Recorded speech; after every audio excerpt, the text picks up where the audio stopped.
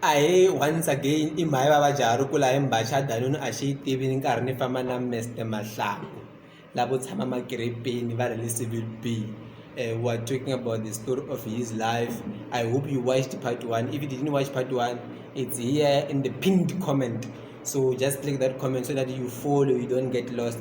Now we're going to talk about his education, but more specifically from high school.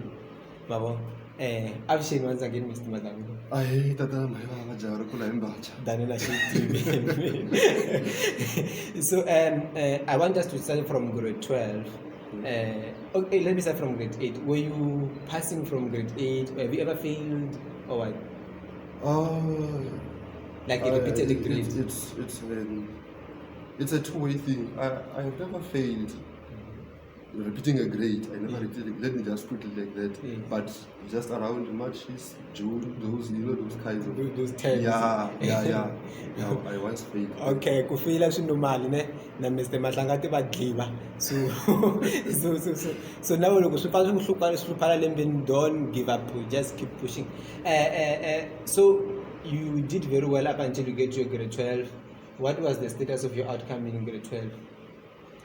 You mean the results? Yes. Oh, I got bachelor's degree. Bachelor's degree. Yes. Okay, that was how did Mama understand what is bachelor's degree by that? She never understood, but she understood the smile that was on my face. That's enough. That's enough satisfaction, I think. Yeah. So from grade 12, I think back then it was really rough. I don't know, was NSFAS there?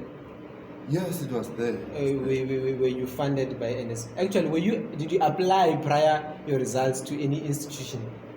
Oh, by the way, I applied, but I never applied on the same year where I was in grade 12. Actually, myself after grade 12, I had a gap year in 2010. Wow. I never went to school.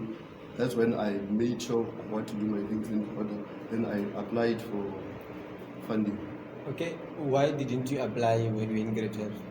I could say it was lack of information and not believing the status, the financial status at home. I never thought that maybe I would go to university. Obviously, it takes us back to lack of information. Okay, yeah. I think even teachers sometimes they don't give enough information. They just motivate you, keep pushing and everything. All right, I get there. How was your emotional strength when you realized, okay, I got a bachelor's degree, I worked so hard to get this thing, but now I can't go to university? Like I did everything in my power, but now I can't go to university. How were you feeling? How did you overcome that emotional breakthrough? Like, I don't know how to put it, but that experience is so torturing, especially when you see others going to university and then they come back March or June, something like that. How did you deal with that?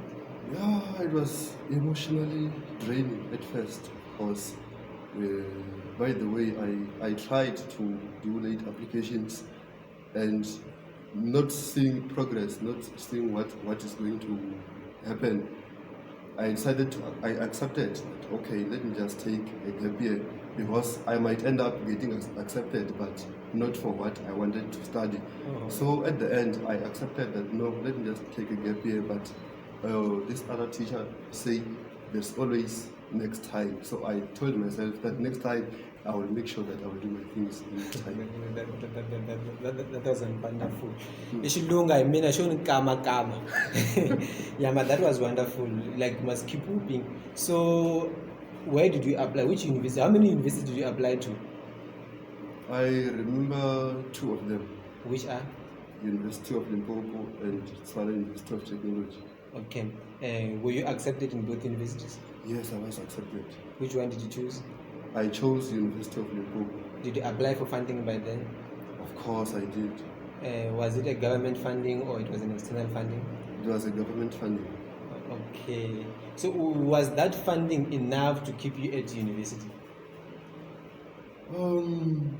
Yes, it was enough. It was enough, but knowing who I was, I used to be a generous person. Even now, I'm still a generous person. So it was not really enough. That's not really enough. But to sustain myself, it was enough. Especially where you were coming from, because, were they giving you allowances by then? Yes, they were, but it was not cash into my account. They were just giving a voucher. Maybe they say you can take food which cost 1,200, maybe at Pick n Pay, and you don't cash that amount. You only purchase. So it's only located. You can only use it at Pick n Pay. Yes. All right, and so you never had cash where maybe you could even just sometimes when you're at school help at home or something. Oh, I did, but it was not meant for allowance. Okay, it was meant to pay accommodation, especially on my first year because I used to stay off camp. Then that's why I had to pay money in cash. Then they were giving me that allowance to make those payments, and also they gave us allowance to use when we go to do practicals. Oh, okay, that was wonderful. So you could at least help at home. Oh yes, that was good. Did you ever had hard time at university? Let me just say, from my first year 2011 until 2015, it was the hardest time ever. Did you ever believe you will get out of university? Of course, I did. That's why you went to school. Yeah. All right. From that point in time, was it difficult for you to get the job? It was never difficult. Actually, okay, by the way, I'm a teacher, I'm an educator. The first day after I graduated on 2015, I graduated on 2016, by the way, and I started working on 2016. The very same day where learners were going to school, that's the very same day I got the job. So it was not hard. Well, let's just say you were lucky, because some out there they are still looking for jobs where they have the same degree. So you obtained a degree in record time? No, it was not a record time. Which year did you struggle? I struggled the most on my first 2 years at university, 2011 and 2012.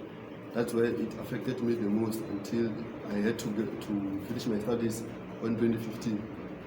Oh, you went in 2011 and 2015. Oh, now I get the point behind, because sometimes, like most of people who come from schools which are very hard, guys, first year and second year are the most hardest years. Why? Because you are still used to being spoon-fed, like they just give you food and you eat. So, but when you get there, you see the environment is totally different. Was that the same with you? Of course, it was the same, and checking the status at high school, 30% is a pass, and now we go to university, they say now you have to get 50% and above. So you need to get half. And that 50% you will sweat. Oh, you have to sweat. Yeah. So from graduation, you get a job. Did you get the job far away from where you stay, or it's close to where you stay, something like that? It was not far to where I come from. It was just about 11 to 13 kilometers away at Lokal. Though I had an offers from far places, but I rejected them. So I decided to go nearby. Yeah. All right. And if you have a job at home, I think it's cost saving. Yeah. So I think that was a good strategy. So after Nukumenti, do you still stay with Uma?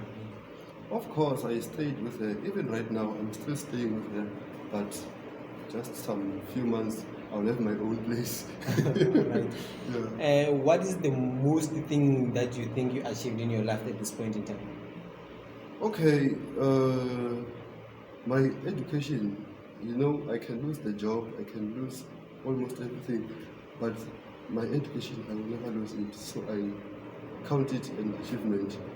And also, if you can check on my hand, there's a ring in here, so I count that an achievement. My wife, wherever she is, for sure she will see this video.